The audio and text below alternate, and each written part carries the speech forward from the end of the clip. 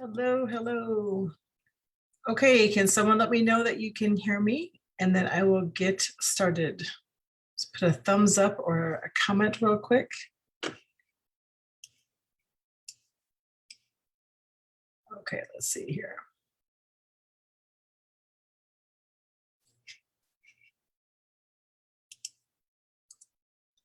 Okay, we will get started. Let me just share my screen, I believe.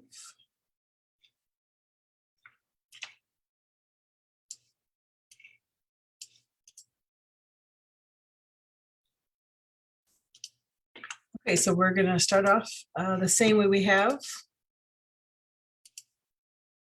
Get there real quick. And right here, we've seen this every day, starting off with this. And this is the stats that are out there. And today's will be dedicated towards breast cancer awareness and what we can do for ourselves to just become aware of a few things. And there'll be the handout that I'll be teaching off of, and the links for the American Cancer Society will be listed in the comments. So you can go and get that for yourself as well and do your own research. So once again, the stats we have to use are from last year. The estimated 1.8 million new cancer diagnoses, over 600,000 cancer deaths in just the United States, not globally, the United States, and over 50,000 people are expected to die per month in the United States. So, excuse me, that's for all ages, races, and genders, okay? So we know that 5 to 10% per the American Cancer Society is based on gene defects or mutations. And the rest of that has to do with lifestyle and environment. So we've gone over that. If you're new to this, right here, I've been teaching since Monday, so Monday through Friday. And you can go back and look at all the past ones as well. And this is just teaching off of what the EPA, the FDA, the CDC, or the American Cancer Society, excuse me, or the National Library of Medicine says about cancer. If it's my opinion on something, I will state it. Otherwise, I'm just showing you the facts live on the websites, because sometimes things and numbers change, or contradictions perhaps, and so that you can see this for yourself. So it's not as if there's a PowerPoint where I am just fabricating numbers here. Okay, so we will continue. Okay, so now let's see. This is the header that you will see, that you'll have a handout that you can use for yourself, and use as a guideline or pass out to your friends and family to help them as well. And making sure that, you know, all of us know somebody who's had cancer. And so making sure that, you know, this information is coming from my heart to you to help share what I've learned and know what I believe to be the truth if I state that. And it gives us the opportunity to be educated so that we can learn how to make a better choice for ourselves and our family, and perhaps pass it on to our friends and others as well. So if you've never had cancer, I pray that you don't get it. And if you have it currently or have had it, then this information can be helpful to you as well, so that you can know how to not get a secondary cancer. Okay, so this whole week could be beneficial to you. But once again, today we're going to do specifically on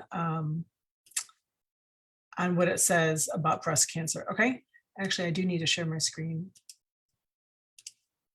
Okay, so this is from the American Cancer Society's website, and it's talking about lifestyles related to breast cancer and risk factors. And they have some fantastic information on here. Certain breast cancers factors are related to personal behaviors, such as diet and exercise. Others are on other lifestyle risk can include many different things, right? So they go over that will make sure that people are not, you know, consuming alcohol or that much at all. If they are, that we're not obese or overweight, that we're maintaining being physically active. This is just a snap bullet points here. Not having children can affect your cancer increase, right? I didn't know that. Breastfeeding is actually very beneficial for you not getting breast cancer. Birth control does cause cancer. So some birth control, excuse me, and hormone methods may increase your cancer risk. And I think all of us probably already know that, but you can find out the studies on that as well. Hormone therapy after menopause, estrogen alone, this is coming from their mouth here, estrogen alone increases the risk of cancer, of uterine cancer, excuse me. So it does increase cancer risk. So that's great that they can be truthful and share that with you. Bioidentical hormones, those are not all what we think they are. Most of the time they're still synthetic. They're just making them up for you. So it's better than a blanket pill, but it's still synthetic properties that they're putting in there. But bioidentical, we think, oh, it's natural. Doesn't mean it's natural. And so it just goes over different things. Breast implants, they're saying it's not linked to cancer, although it could increase the risk for non-Hodgkin's lymphoma. So I don't necessarily believe that. I think that having breast implants can do a lot of things, and maybe they're better than they were back in the day, but nevertheless, it can cause issues. So this was sort of a fun list here, or odd, perhaps. Breast cancer risk factors you cannot change. Had no idea there was such a thing here, except for genetic, of course. So certain things may increase your chances of cancer. Lifestyle-related breast cancers. So this is on what I was just talking about. Being born a female increases your risk of cancer. Men can get cancer too, but it mostly comes in women. I think women is 1 in every 8. Men that get breast cancer is 1 in every 833, I believe. The older you get can increase it. It says inheriting certain gene changes. So 5 to 10% of breast cancer are thought to be hereditary, meaning they're a direct result from the gene mutations passed on from a parent. It's really important for you to understand that a 5 to 10% of breast cancer is genetic. What is the other 90 to 95%? And that's the whole point of helping people understand what we can do to help protect ourselves, because up to 95% of cancers are in lifestyle and environment. And that's because of what we're doing, knowingly or unknowingly, right? There was 14 years ago, I knew nothing about health and nutrition and chemical awareness. Today I do, right? So I have a much better opportunity to change my course in my life of not getting cancer. So that's fantastic. And I hope that's the same for you. That's all we're going to do on this page. There's a drug that they use often, and it's tamoxifen. And it's not a good drug, really. And I like what they say in here, and I hope it gets people to think. They're talking about lessening your chance. If tamoxifen, where's it at here? Tamoxifen, if you have breast cancer, it can limit your overall reduction of the risk of breast cancer by 40%. So that's fantastic. And this is a part where we need to weigh options and all that, like whatever your choice is for treatment, whether it's natural or radiation and chemo or Western or not, or whatever, it's all up to you and what you choose to do. And you really have to make sure that when you make a choice for what you want to do for yourself, that you let your family know, and that they need to support you, because you surely don't need any more stress during this time. So whether that's natural or whether that's not, people need to support you and your family and friends, because it's your health, your life, and it's your life that's on the line, right?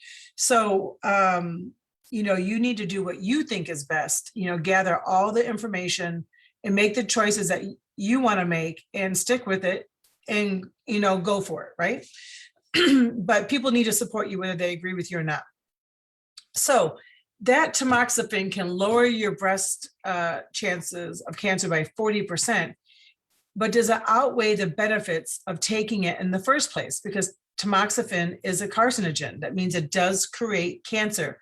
If you were taking tamoxifen for no cancer and something else, right, you're guaranteed to get another cancer. So right here, it talks about, for example, if you have a 5% risk of getting breast cancer for the next 5 years, you would be considered to be at an increased risk of 5% would mean that over the next 5 years, 5 out of 100 women with your risk will be expected to get breast cancer. A 40% reduction in your risk would mean that your risk goes down to 3%, and then you'd be at a 2%. Let's see here. This is not live on the internet, so I can't highlight my comments or my thoughts here. It means your risk would go down, breast cancer. Okay, so is it going to help for you taking this medication, or is it not, depending on your risk? So if we know that lifestyle and environment is up to 95% that can change whether we have cancer or not, right? And if you find out you have a 5% chance of breast cancer and you find out it's not genetic, what could you do? There's a billion things you could do. You could not drink, you could get more exercise, you could lose weight, you could not smoke, you could not use chemicals that are in your everyday products. There's all these things you could do, right? So that's like a fantastic opportunity. If you do have genetic, then perhaps that's a different thought process than what you need to do. You still should do those things I just listed, but perhaps you want to do something else. But when you look at tamoxifen, let me reshare my screen. These are the drugs that you cannot interact with it. So we're talking about Prozac, Paxil, excuse me. There's a whole list here. Cymbalta, Zoloft, Benadryl. There's a whole list of drugs here that you cannot interfere with that, right? So if you're taking certain medications that you need for blood pressure or something as such, then that's possible. But when we look here, this is the report on the carcinogens 14th edition, okay? This is from the government. It says a carcinogenic, tamoxifen is known to be a human carcinogen based on the significant evidence of the carcinogenicity from studies in humans, right? And so the American Cancer Society says that tamoxifen can cause endometrial or uterine cancer down the line. So the point, what I'm asking you to look at is the big picture here. If you have a 5% chance of cancer, breast cancer, and it's not genetic, you have the opportunity to change your DNA back to being where it needs to be and cancer-free. Per the American Cancer Society, we've already gone over this in the last 4 days, so you can go back and listen to that. All the links are there. They say that if you can mutate your cells to be bad and now have cancer, no genetics involved here, then you can change it to being back in a healthy way. And they tell you what to do even for not to get a secondary cancer, right? So they tell you what these things are, which I just went over, and I'll go over in 2 seconds. So thinking with that process, you have the ability to change the outcome of your health. If you take tamoxifen, you're guaranteed to now get cancer someplace else. That's a problem. So this is why we need to be aware and think of the big picture, because obviously your life, your family wants you, your friends want you, and to go through all the side effects of what this does and then get another one and keep being the cycle for the rest of your life now may not be necessary if you don't have genetic cancer. And if you do have genetic cancer, it still may not be necessary. But I'm not a qualified physician. I'm just sharing with you the information that you can read for yourselves, and the links will be provided to give you the thought process of the big picture. I have many family and I have many friends and acquaintances that have had cancer. They do the treatments, they get done with it, they're in remission, they're like, yay, and they start drinking and smoking and eating like crap and rubbing all their lotions and potions on again.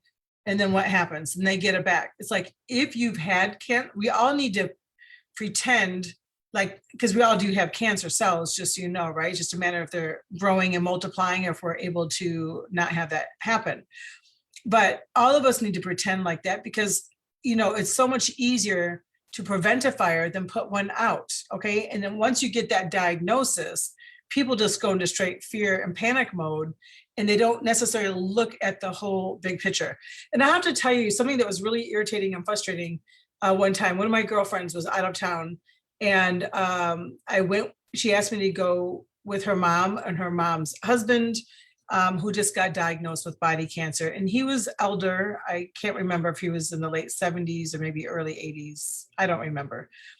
But the part that was interesting is they said that he had cancer and it was everywhere throughout the whole body. You know, I don't remember exactly everywhere, but it was in quite a few spots. Okay. And they suggested that he didn't have long to live. And he obviously did not know that he had this going on. It was diagnosed very late on in the game. And so while we were sitting there, I was just there for support, and just because my girlfriend could not be there at the time because she's out of state. And like the doctor came in and talked about, you know, chemo and radiation, right? And he said no. And then he talked about it again, he said no. And especially at this point, like, what's your percentage chance? If you have a 5%, then if you wanted to do it, whatever. But if you're saying you're 95% this and you only have 2 weeks to live, then why use your last days in chemo and radiation where you're just going to be sick, ill, and vomiting and can't even talk, right? In my opinion. So anyhow, he called the nurse in, and right in front of all of us, it was actually quite offensive. He said, I haven't been able to convince him that he should do chemo and radiation or whatever the combination was. Can you talk to them? And if you can't get him to do it, can you call in Susie Q and have her come in, because she can talk anyone into it. And I was like, what are we talking about here? It's like, by the time that all the people that came in to talk to this poor man about chemo and radiation to beat them down about it, like, I was willing to take it for him. I mean, I was just like, fine, give me the freaking chemo. Okay. I was just like, it was outrageous. Of course we didn't, and he didn't, but it was the barrage of this. And the point at this point is what's the point at this point in his life? He's very elder. They said he's got like 5 different chemos. It was like all in his lungs, his spine, he had it in the brain, like all over. So I said, what's the survival rate if he takes chemo right now? He's like, well, very, very low. It's like, then why give it? Like, how much money do you really get for this? Like, how much are you getting paid to use this treatment?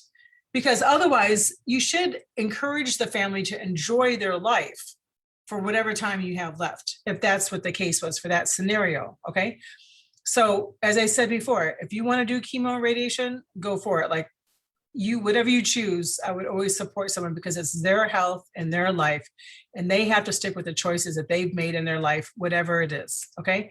I'm just trying to give you the big picture and the information to go along with it, so you can have, the opportunity to know what's happening here. Okay. Let me share my screen again. It just went away. Okay. Per the American Cancer Society, we're back on their website. This is secondary cancers after breast cancers. Okay. A number of health problems may often a major concern facing cancer. Again, of course, no one would want that. So often people as a secondary cancer can get breast cancer, and if they didn't have a mastectomy already, it could be a different kind. Your salival, your gland up here, my gosh, I can't even say it right now. Esophageal, stomach, colon, uterine, ovarian, thyroid, soft tissue like a sarcoma, melanoma, acute myeloid leukemia, excuse me. So all of these can become a secondary cancer because of your treatments from the first one. Once again, if it's linked to genetic, that's a different story. Cancers linked to radiation treatments. Lung cancer, the risk of lung is higher in women who had radiation therapy. If you had radiation therapy, it's also increased of a sarcoma. Certain blood cancers, breast radiation is linked to certain breast cancers. Cancer linked to chemotherapy, there's a small increased risk, it says, developing leukemia if you've had certain chemos. This is higher risk if you've had both chemo and radiation. We know that chemo and radiation, they lower the immune system to try to have these cells not rapidly multiplying, right? So it doesn't just kill the cancer cells, it kills the cells around it as well, obviously. And so therefore, this is why people get a weaker immune system and as well can get secondary cancers. But we already read that chemo and radiation cause cancer by itself. There are people who are taking chemo pills for nothing to do with cancer. They're taking it for RA, which is rheumatoid arthritis, ectopic pregnancies, psoriasis, and other reasons. So because they're taking it for their arthritis, they're guaranteed to get cancer. That's a problem. Cancer is linked to treatment with tamoxifen. So tamoxifen lowers the chances of breast cancer coming back. Let's see, tamoxifen increases the risk of uterine cancer and endometrial cancer and sarcomas. So this is why we want to be aware of what we're doing, how we're doing it, and what we can do. Remembering that through this report, this is the 14th report on carcinogens. This is a list that the National Toxicology Program to the US Department of Health, it's a governmental agency that works with American Cancer Society, FDA, CDC, all of that. They put out the list, and here's the PDF of it. I'll be posting this for you, but literally it goes over all the different things that cause cancer. And a lot of these things are, here's tamoxifen, okay, it's on their list. So, you know, sometimes you say, oh, it's not that bad, but it is, it does cause cancer. If you want to start with a short list on my website, livinganointed.com, you'll see it down here. This is 100 of the worst chemicals that, or perhaps some things have changed, but this is at the time the 100 worst. Like all the blue is different names for formaldehyde. You'll find this in many different products. Benzoin is in 70 sunscreen products that is out there. It's in hand sanitizer. It's on the American Cancer Society list of causing cancer, but yet it's still in our products per the FDA and the EPA. So this is why you have to check for yourself. Just because something is on the market does not mean it's okay or straight or chemical free or whatever the case is. And okay, now let's go forward to this next section. And if you have any questions, you can put them in the comments. I cannot tell you through any of these talks I'm doing any of my thoughts or my recommendations in life or what I've experienced with my friends or family in these kind of circumstances, because that would be against the FTC and the FDA. So I cannot talk about what I believe necessarily in all of this, but this is the information you need to know how to protect yourself from not getting cancer. And if you already have it, what you can do to help ease not getting a secondary cancer. So remember, 1 in 8 women are diagnosed with breast cancer. And what we just saw in the American Cancer Society, 5 to 10% of all breast cancers are genetic, inherited from a parent, up to 95%, 95% as on people's lifestyle and environment. No one is teaching on this. The billions of dollars that the American Cancer Society receives, it's not done on education of prevention. It's done on whatever other studies are and getting paid for doing it. So, you know, you need to be your own health advocate and research for yourself. Okay, so in the new cases, 281,000+ new cases of breast cancer are diagnosed, and about 43,000 of those will die in 2021. That's awful. Breast cancer is the second leading cause of cancer, excluding the number 1 is lung cancer. And about 2,650 new cases of breast cancer expected to be diagnosed in men in 2021.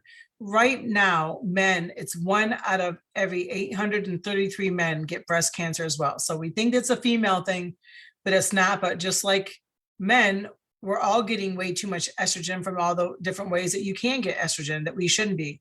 So this is why when you look at all your mouthwash, your toothpaste, your skin, your hair, your shampoo, what you're eating, what nuts you're eating. Some of the nuts you can buy at the store have BHA and BHT in it. That's synthetic estrogen. The plastic water bottles. If you're drinking warm things or heating up plastic and putting in the microwave or The dishwasher, it pulls out the BPA, which is the bisphenol A, which is a synthetic estrogen, it's a zytoestrogen, and it puts estrogen in your body, whether you're a man, a woman, an infant, child, other, okay? So we want to be aware of that so we can stop. Like I have, glasses like this, and I have, when I switched over all my plastic, and believe me, I loved plastic. I still use it for storage, perhaps like the shoe bins and stuff like that. But for all my food stuff, I just got Pyrex. They stack, all the lids can go in a thing. You actually have more space. You can use them for serving, for freezing, and refrigerating, right? You could use it for the microwave, of course, and even in the oven. I don't believe in the microwave at all, and I don't think you should use it either. But you can use it all those different ways. So it just makes life a lot more convenient. And then there's no more plastics that we're heating up in a microwave, which we don't use anymore, or in a dishwasher, that kind of thing. So now when we come to breast cancer, self-care is critical. You may think, well, it's weird to like rub your own breast, whatever. But either have your husband be responsible for it or do it yourself, right? Which you should do it yourself anyhow. But when you're washing, you can always feel in your armpit and around in your breast. There's many different videos linked to this. And if you feel something new, odd, weird, sensitive, then you need to pay attention to that. Was a dish there one day because you hit yourself on the edge of the counter, or, is it something else, right? So be mindful of that. And this is the part, really, I want to share what I would do for these things, but I can't. So this is sort of a bummer right now, but if you ever need something, reach out. Okay, so you need to love your body. You need to figure out what's going on and know where your lumps and bumps are in your breast, so that if there's something new, you'll know if it's new or not, or if you don't remember what's going on. Respect your bodies enough. 40% of the diagnosis of breast cancer detected by women who feel a lump. The problem is they usually feel that way far into the game because they didn't notice it until it got this big, right? So we need to do things as more prevention for ourselves. Okay, so we're just going to go through, this is a handout I'm going to be giving to you. And I'm just going to go one through all of them. What time is it? Okay. So 33 minutes into this will probably be like 15 minutes. So we need to eat to live, right? Avoid food that creates disease. And so, we want to make sure we drink half our body weight in ounces of water. We get enough good fatty acids, our good fats, we need those, antioxidant rich vegetables and fruits. We need proteins. I believe in organic foods. At least try not to buy GMO. Make sure you clean the stuff off. You don't want GMO at all. That's genetically modified or engineered foods. They even have in the seeds herbicides and pesticides. You don't want artificial flavors, colorings, food-laden products, obviously sugar stuff. So you're talking about soda, juices, all the stuff that's literally unnecessary. Find better choices, reduce the processed simple sugars, and carbohydrates that are not good. There's carbohydrates in fruits and vegetables. That's a much better choice, right? And all of these things that are not straight, if it comes from a can, bag, or a box, we know that it's enzyme deficient, that it's vitamin and mineral deficient, it's heavy, over-processed, and packaged. We know already that those foods cannot do for us what natural foods can that are fresh. And so we want to try to make a better choice and eat at least half of our plate, of fresh rainbow colored foods, right? That are fresh. If you can't do fresh, frozen is a better choice, and you should avoid a can as much as possible, right? So there you go. Number 2 is avoid social recreational drugs. So, I know we say this generally speaking, but, drugs are not good for you, right? Especially recreational drugs. Smoking is not good for you. Vaping is not good for you. Alcohol is not good for you. None of these things do anything except for increase your risk of cancer per the American Cancer Society. We already went over that yesterday. And so that's something that if you're doing those things, you really need to see what the increased risk is, and is it worth it for you? And definitely if you're smoking, don't do that around anyone else, because secondary cancer is another #1 reason for cancer, for smoking around your children or other people or whatever, especially in a closed environment. So it's not good for you, but don't have others suffer as well. Smoking, remember we talked about it yesterday, is over, there's so many chemicals in a cigarette, it's incredible. So it's understandable why you'd have a hard time quitting, but there's things that you can do to do that and make better choices.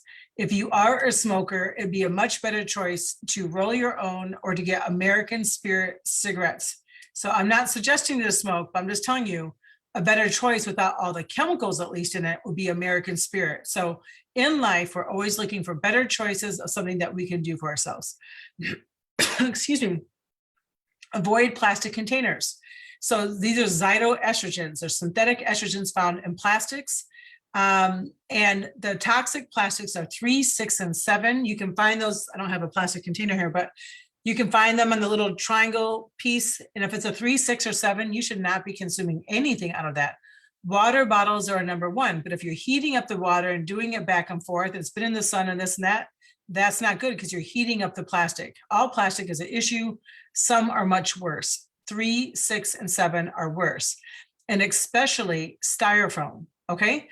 So, if you got some ice cream in a cup and it's a styrofoam cup, that would be okay, right? But if it's hot water or hot tea or hot chocolate or soup or whatever, that is not okay. Soon as you put any hot liquid in styrofoam, it pulls out the synthetic estrogens, the phytoestrogens, and you drink them right in. Obviously, when you're consuming foods or drinks, it goes right into your body, into your digestive system, or right into the bloodstream.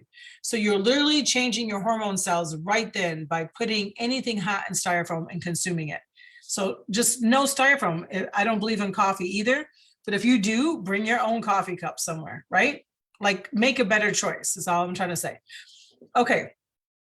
I have like glass containers, all over for drinking. It just makes it easier. If you have kids, they have those plastic things you can put around it these days. So that's a blessing, but find a way to make a better choice.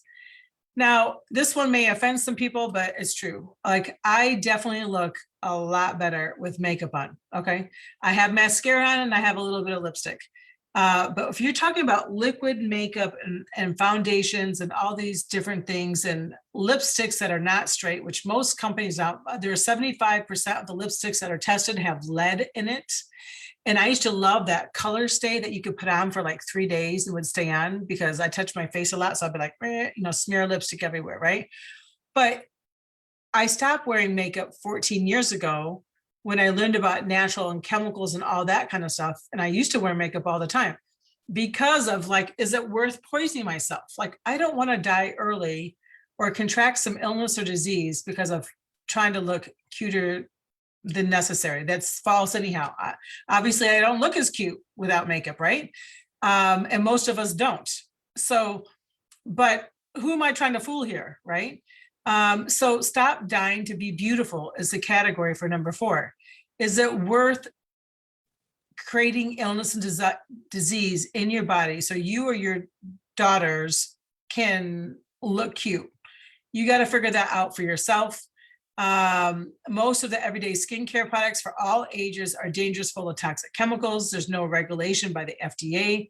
Many are linked to illness and disease, causing cancer. 99% of aggressive breast tumor have parabens in them. Parabens are a phytoestrogen. It's in your mouthwash and toothpaste and skin and everything. It's just these chemicals are all over. So this goes back to the chemical cheat sheet. Like, you just can use that my 100 list of chemicals and go look through your cabinets and you'll be like, what? And you'll be able to make better choices. Deodorant, shampoos, lotions. My rule is if you can't eat it, then why would you put it on your body? It's just like that simple. So if you need lotion, use coconut oil, use olive oil, use jojoba oil. Much better choice, okay? We don't need the chemical things, that they make for us that are not helping us at all. Okay, #5 is move your body and stay fit. Obviously, most of us need more help in that. A lot of people's jobs are sedentary, which means that you sit a lot and don't get a lot of physical activity. So we have to do what we need to do. When I used to work in the trauma center, you never got to sit down. And so I was always physically moving. And then when I started having more of a desk job, you got to start taking the stairs or do this or walk around your house or go walk your dog or your kids or do something.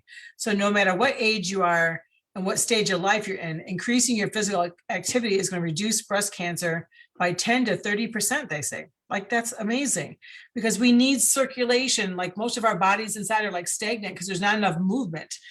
Just get a minimum of like dancing or walking and doing some kind of physical activity for 30 minutes a day, 5 days a week, would reduce your risk by 10 to 30%. So you want to make sure you're sweating. Sweating helps to detoxify your body. If you're using, we talked about yesterday, deodorants or antiperspirants, especially antiperspirants that have aluminum in it, and you're putting it on, it's clogging up your lymphatic system. That is a big problem. You do not want that. Using deodorant antiperspirant is one of the worst things that you can do for your lymph nodes and so forth. Number 6, resist synthetic hormone therapy. Birth control options are very inflammatory and increase breast cancer by a minimum of 250%. Girls under 18 who use birth control have an increased 500% risk of dying of breast cancer in their lifetime. That is scary, and especially because I was 13 when I got on mine. So one of the other calls I was talking about, I had such hormone problems. Of course, we think, oh, you're a girl, you have a menstrual problem. Well, that's not normal. It may be acceptable in society, but that's not okay. That means that you're missing certain hormones. And I can't discuss all that today because of the FDA and the FTC guidelines that I can't talk about right now, but catch me at another time or go do some research, okay? So definitely can do things for that, because I was on birth control from 13 to 24, 25, not knowing what it does. Also, this is what I learned. Taking one birth control pill adds 10 years increased risk of getting breast cancer or cervical cancer. Like, that's why I do so much the opposite, because I don't want to get that. The JAMA, J-A-M-A, you can research that, study found that 40% increase of the risk of depression for women just after 6 months of using a hormonal contraceptive like birth control. That's sad, because when you go do that, then they put you on an antidepressant that you didn't need in the first place, right?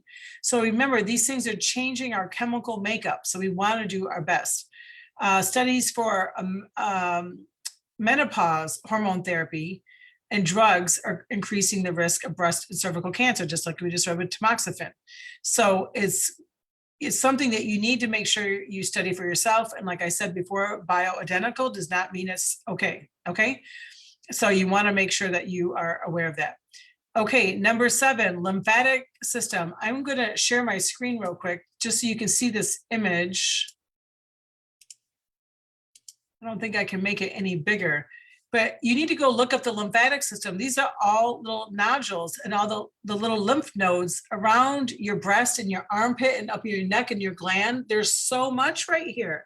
So, when you wash a certain way, when you move, you can look at a lymphatic video to know how to help keep this flowing and draining, because your lymphatic system is moving too. It's supposed to not be stagnant.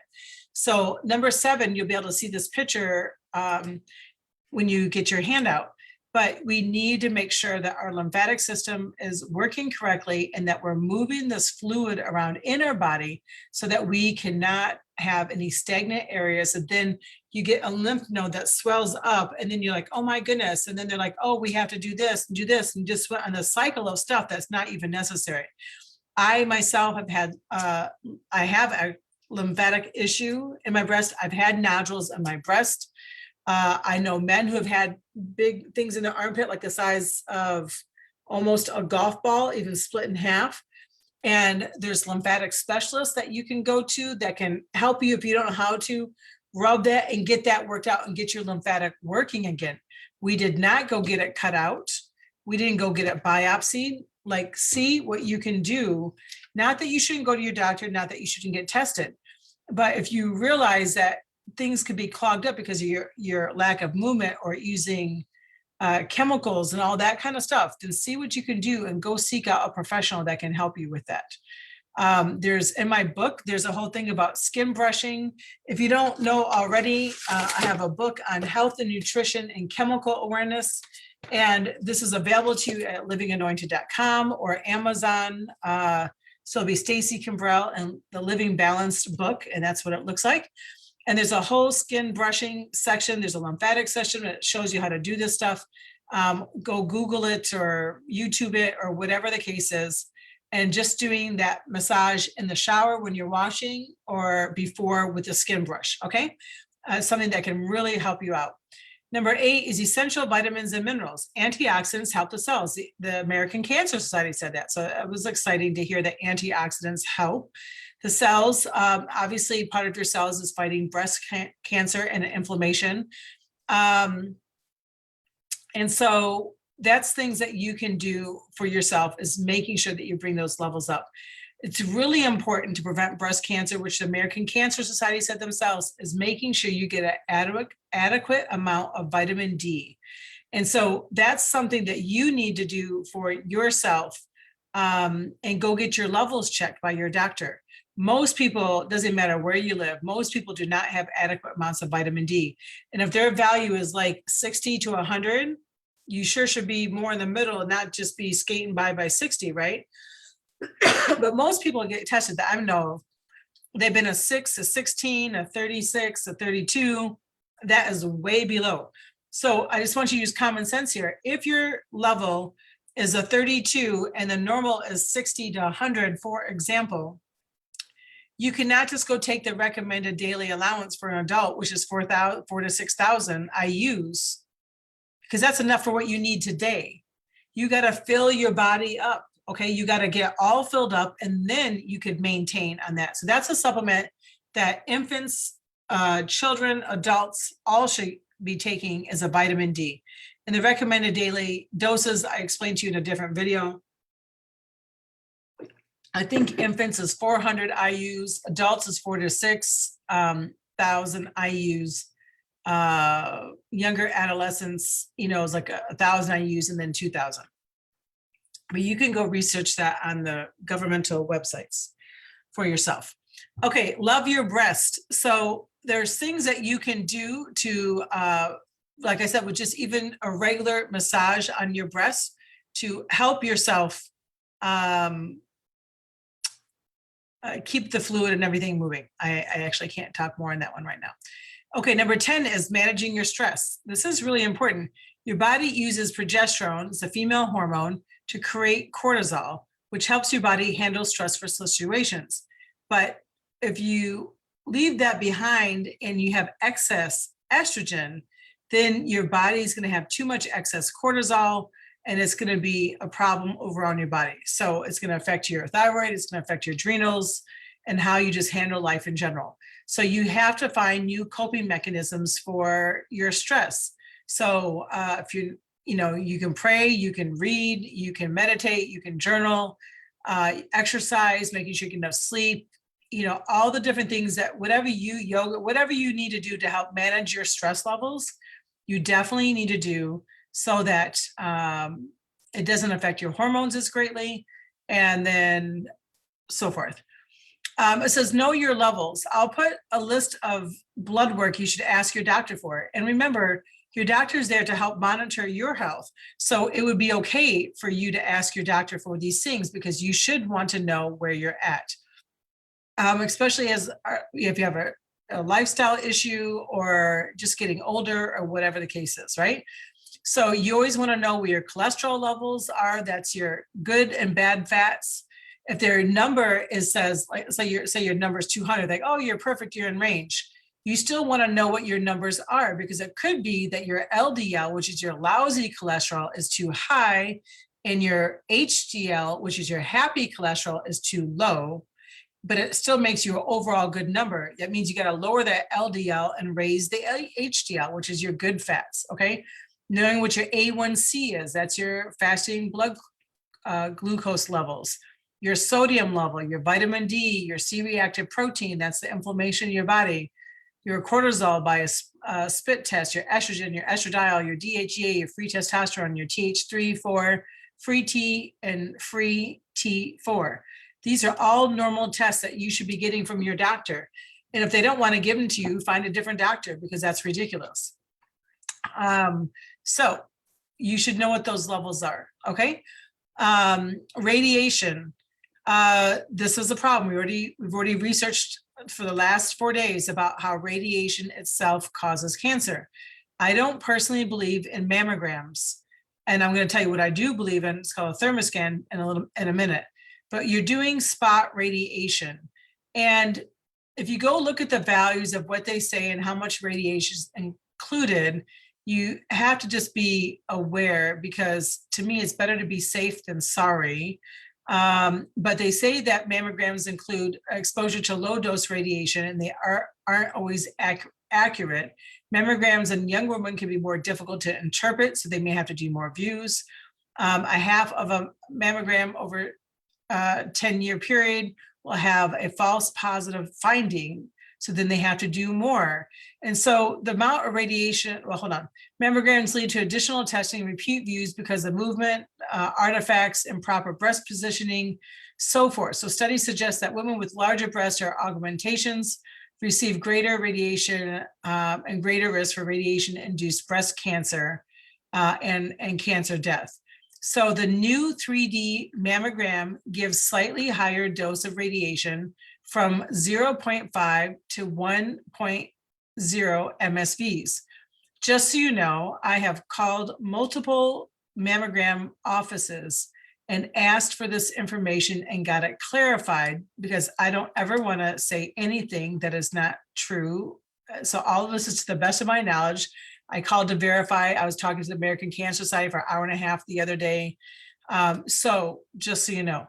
Then the average 2D mammogram at 0.5 MSVs, the average number of views is taken as 3.5.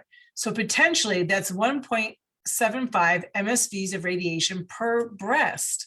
This is what you have to be aware of, because when they tell you there's only 0.5 MSVs of radiation, we're like, oh, wow, that's awesome, thanks. But that's per shot, that's per view, and that's not depending if they need to do other ones, right? So you have to be aware of the big picture, because the average human has 3 MSVs of radiation a year. So you're talking about 1 mammogram per breast could be 1.75. That's a concern. So this is where you want to be aware of what's going on.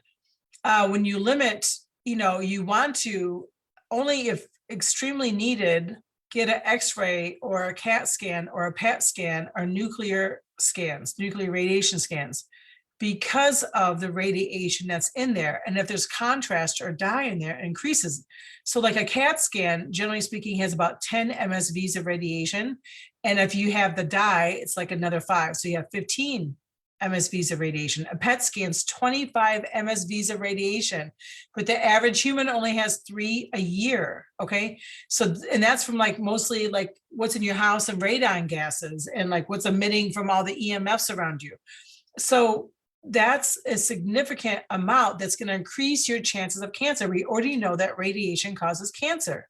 So if you need a scan, maybe you can get an ultrasound or a sonogram or a MRI. That would be a much better choice than getting a CAT scan, a PET scan, or X-ray. And it really makes a difference in how old the person is too. So the younger they are, 18 and younger, the younger they are that they get those kinds of scans, the more they're guaranteed to get cancer. They have, because their cells are still growing and then they're retarded from growing. Okay, so moving forward, let's see, thermal scans. This is what I've had done a number of times, thermal diagnostics, and I'm going to give you a link for this. And let me just share my screen real quick. Okay, where is it at here? So the thermal scans is when you go to, where is it? Sorry about that. Here you go. Thermoscan, okay? this is what happens, how they take the pictures, and then you can tell things because of different color changes in the body. And you can go read all about this. It's thermoscan.com. I've had this done, as I said. I've actually had my groin area and my neck and breast area done because I did have a problem twice in the last 14 years. And so, but I was able to take care of it, how my normal routine methods that I do naturally. But it's pain-free, it's radiation-free, it's convenient. It's not a problem to have this done at all. They send the report to your doctor and a copy to you. But this is what's fun and fascinating about this. Thermal diagnostic infrared imaging scanning is a non-harmful way to check for cancer. No increased risk of radiation or tissue damage or squeezing or compression. It can detect cancer up to 10 years before a mammogram can. That is why you want to go there. That is literally outrageous. 1 in 5 cancers are missed because they're too small to detect.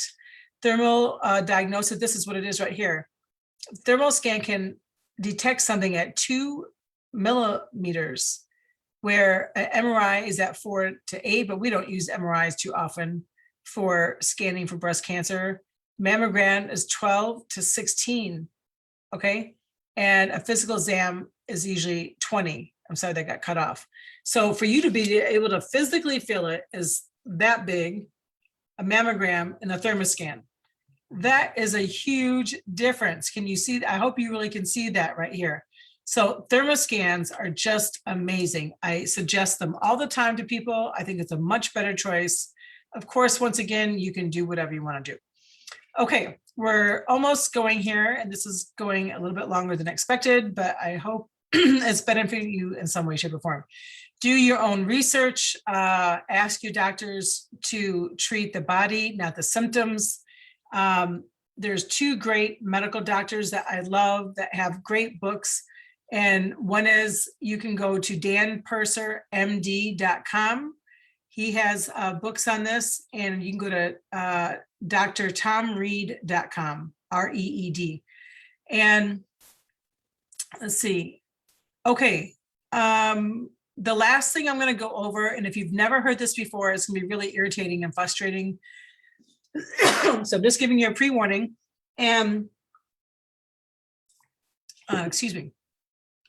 It says know what, who, and what you're supporting, right? So there's something called pink washing. I'm not sure if you've ever heard that or not. I don't support pink ribbon things, and I have not for 14 years because of how it was created and all of that. And I'm going to give you some information that you can go research for yourself and determine what you think about it. It's not that I don't support cancer walks and all these different things, but people are jumping on the pink ribbon bandwagon when some of these products that are being sold that have the pink ribbon on it literally have the same chemicals that are on the American Cancer Society website that cause cancer. They say they're donating, but they're really not. And if they are, it's like 0.5% out of a million, right? And not that that's better than nothing, but what they say they're doing doesn't mean they are doing. So if you're going to support a product for the purpose that it has a pink breast cancer ribbon on it, right? These are the questions that I want you to ask, because you're supporting something for the best intentions. It doesn't mean that the companies that you're supporting are doing what you think. So I'm sure you'd want to know that. So number 1 is, does the money from the purchase go to support breast cancer programs?